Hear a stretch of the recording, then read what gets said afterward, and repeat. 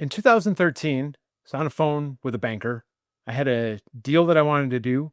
I had a great business plan.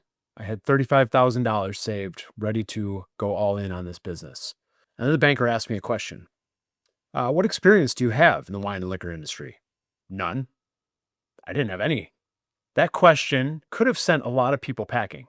Not necessarily because it was the wrong answer that I gave, but because of fear that they don't know, that they aren't prepared, that they don't know what the banker's going to say, or how the banker's going to interpret that answer. Those fears stop a lot of people from taking chances, doing deals, buying that business that they've always wanted to do. Today, we're going to jump into a handful of fears that I've seen people have and what you can do about each one. So stick around. Welcome to Business Buying for Financial Independence. I'm Tim Delaney, and I help young professionals buy small businesses so they can escape the 9-to-5 and take control of their time, income, and future. If that sounds like you, hit the subscribe button and let's get into it. So, one of those first fears is exactly what I talked about with that banker, is the fear of looking stupid. We all have it. I have had it for years in a lot of other realms of my life and business. It is real. And unfortunately, the only way to get past that is to just do the thing. There's no magic bullet other than just feeling stupid for a little while you do that thing or while you answer questions that you might not otherwise feel like are great answers. So when that banker asked me what experience I had, and I had to honestly tell him I didn't have any experience in the wine and liquor industry. And as for retail, I worked some high school jobs, college jobs in retail, but nothing substantial. It wasn't like I was managing anything. So I really didn't have any basis or any real thing to stand on as to why I was the person to buy this wine and liquor store and run it, manage it, own it, other than an immense amount of self-belief. And that came from talking to other people. It came from doing hard things before that. I had served in the Peace Corps for 3 years. I lived on about $200 a month. I made things work. I was resourceful. I found ways to get materials and other things for my students that didn't cost me or the school money. And I managed my life. I managed my job, all in that budget. I moved over after the Peace Corps. I got on a plane and flew to Ethiopia without a signed contract for a job, just because I knew that it would work out. It's that self-belief of, okay, I might not have this contract yet, but I'm going to buy a plane ticket and I'm going to go because I know that things will work out. And I made them work out. And that job turned into another job. And that job allowed me to save the money that I ultimately used to buy the liquor store. So that fear of looking dumb is real. I get it. And I did feel a little bit dumb when the banker asked me what experience I had, because honestly, that thought really hadn't crossed my mind up to that point. And that's partially because I had talked to other bankers about looking for a business, was meeting regularly with groups of other investors and people that were also looking to buy businesses, and people that had been successful in business that became my friends and mentors in different ways. And not one of them ever questioned really my ability or said, "You're crazy. Where do you think you're going at 32 years old with no concrete business ownership or business management experience?" Sure, I had a college degree in business, but I had never run a business before. But being around those other people and in retrospect, thinking back about it, because they never questioned my ability, and all they did was support and talk about what we could do and what I could buy and what we could buy together, or what different options were out there, that helped me get over that. That's why I'm such a huge believer in things like masterminds. Even though that I didn't have a formal mastermind or mentor or coach at that time, I had these informal people and conversations that really helped me get over that fear of looking dumb or feeling stupid in that realm of buying a business. So yes, it is a very real fear. And like I said, I've had it in other areas of my life, things like this podcast, these videos that I do.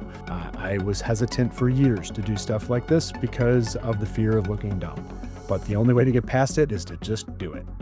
So definitely a big fear. Definitely a lot of people out there like yourself are facing that fear. So don't worry that you're alone in that. It is a real thing, but it can be overcome by just talking to the right people, by having more self-belief and doing the thing, getting those reps in, looking at those businesses, analyzing them. You'll feel more and more comfortable as you analyze more, and you'll be more confident when you go and have the conversations with the sellers and the banks.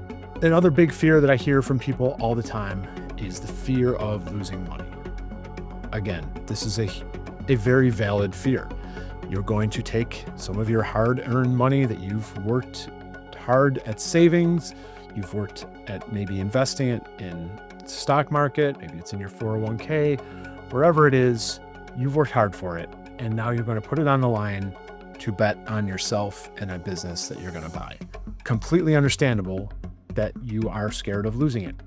The way that you can get past this one is with the structuring of the deal. The price point of the business is only one element when you're going to buy something, when you're going to make that deal.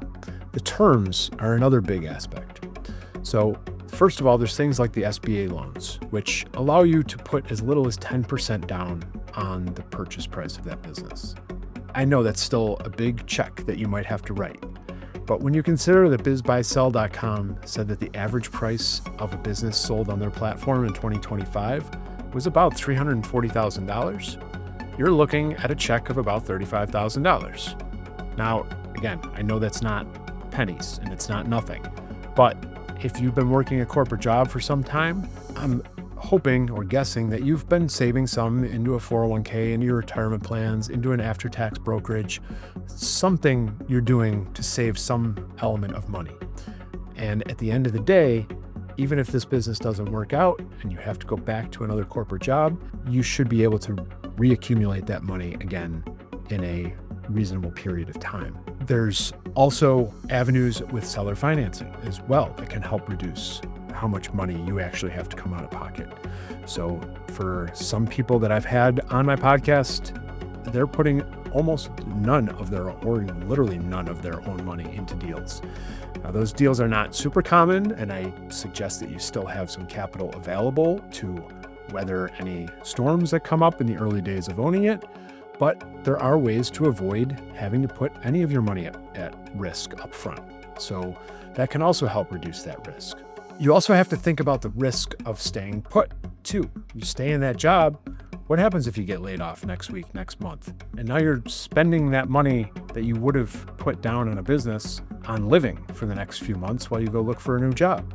There are risks associated with not investing your money into yourself that you should really be weighing and considering.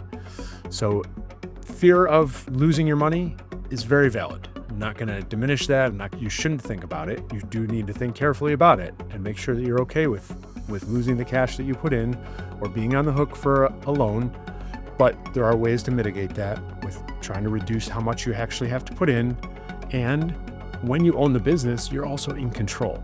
So if you see the economy changing, if you see trends changing, you get to make the choice to change how you're doing your business.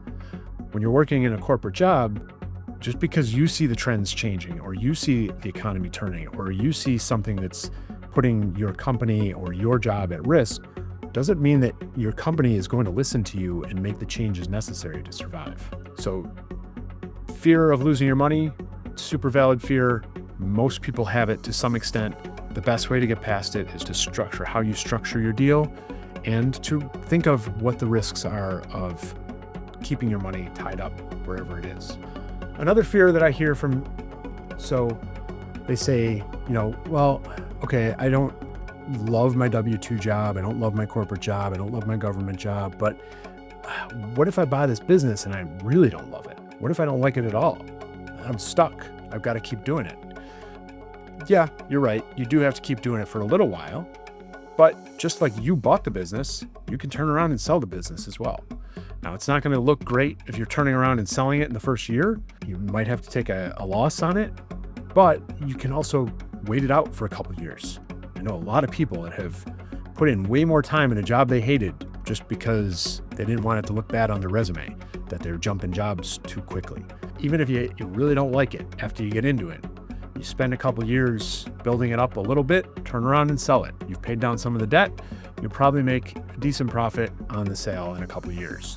Yes, feeling trapped, the what if you get stuck, what if you don't like it kind of thing is a valid fear as well. But you can't just put all of your, those what ifs will really weigh you down over time. So think positive, have a positive mindset. And the other mitigation tactic for this is to go get a job in that industry if you need to, if you want to beforehand. Even if you take a slight pay cut, if you've already saved up some money and you haven't invested in index funds or something that's making you a little bit extra money on the side, take a small pay cut, go get a job in that industry or industry adjacent so you can learn or be associated more with that type of job, type of business that you're going to buy, so that you can learn a little bit more and establish whether you like it or not.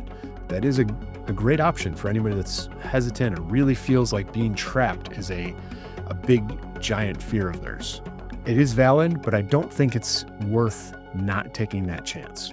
This is one that I think you can just take that chance. Again, if you have to sell the business in a couple years, you have to. The fourth fear that I want to talk about today is the risk of public failure. We talked about looking dumb earlier, like not having all the answers and things like that. But this one is more about the fear of failing publicly. If something happens at your corporate job, you get a demotion, you get laid off, you get fired, things don't work out, you have a disagreement with your boss and decide to leave. Nobody really knows the whole story behind that. You can kind of hide that. You don't have to post it all on social media. Most people won't know the whole full true story, and you can spin it however you want. And you go get another job and things are great. Owning a business, it's going to be a little bit more public. People are going to know that you bought a business, and if something doesn't work out, they're going to know that it didn't work out when you go back and get a job or you have to close the doors or whatever the case may be. But again, this is the huge advantage of buying an existing profitable business. The failure rate is much lower. If you buy right and you've done a good job analyzing the deal, and that business has been around for 10, 20, 30, 50 years, you have to do some kind of bad things to screw it up and tank it, and especially in the first couple of years. Yes, can things happen economically? They're completely outside of your control. Trends, industry shifts, whatever. Yes, they can. Things can put businesses out of business that are completely out of your control, but those are rare. Buying an established business helps mitigate the risk of failure and therefore helps mitigate the risk of public failure or public humiliation in this regard. So that fear of kind of being a failure in public view, again, is a valid fear. I'm not going to say it's not, but it's one that can be mitigated, or you can think through that process of, hey, you know what? I'm buying an existing business. It's been here for 20 years. I would have to do some pretty bad things to screw that up. If I just go in, run it like it's been run, at the very least, things should still go well for the first few years. So those are the four big fears that I hear people talk about, that I hear in these conversations that I have with prospective buyers. Just wanted to address those, give you some ideas and thoughts around how to get past those fears, because you will need to get past them. So from looking dumb to other people in the industry, to the bankers, the lawyers, the people you're going to have to deal with during the deal process, fear of losing your money, fear of feeling trapped, and fear of failing in public. All valid. One of the other things for all of those fears that I think can really help people move past them is being in a supportive group, being around other people that are trying to do the same thing as you in buying a business. Joining a mastermind like my Buyer's Table that can help you get with the people that are going to give you the confidence, that are going to help answer some of your questions that you might be too nervous to ask somebody else. Because we're all in it together, we're all doing the same thing and working towards the same goals, you're going to have the support to get past these fears. Other people are going to bring them up. You're going to help talk them through those fears. And by doing that, you're going to be talking yourself through those fears as well. It is a great tactic for getting over fears, for improving your business, and growing a business in general. And so kind of in closing, like buyers that close on businesses, it's not that they're fearless. They do have fears, but they get past those fears, not from just saying, okay, I'm going to ignore it, but they're asking, instead of saying, I can't do this, I'm too scared to do this, they start saying, how can I do this? How can I get past this? What are the avenues for mitigating those fears? Don't just say, I can't. Say, how can I? If this is still intriguing to you, if you're still interested in buying a business, I definitely encourage you to check out my buyer's profile on my website, powerofbiz.com, and take the 5-minute quiz and see what areas of buying that you might be strong in and what you might be struggling in, so that we can work through what you might need to get over some of these fears. Hope this has helped you today. Really look forward to talking to you again soon. Hit me up in the comments if you have any questions. Otherwise, take that buyer's profile, and we'll see you all again soon. Cheers. Thanks for listening to Business Buying for Financial Independence.